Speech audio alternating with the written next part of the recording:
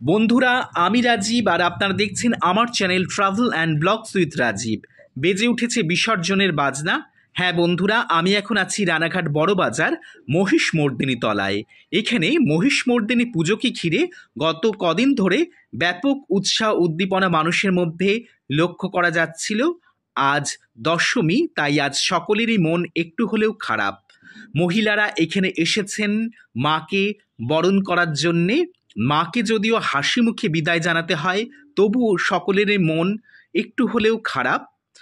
এই কদিন ধরে এই মন্দির চত্বর ছিল জমজমাট, কাল থেকে এই মন্দির চত্বর হয়ে যাবে একদম ফাঁকা। তাই আমরা মহিষমর্দিনীর মায়ের কাছে প্রার্থনা করব, মা সবাইকে ভালো রেখো এবং আসছে বছর এই বসন্তে তুমি আবার এসো। বন্ধুরা, আপনাদের কাছে আসছি আবার পরবর্তী ভিডিও নিয়ে। নমস্কার।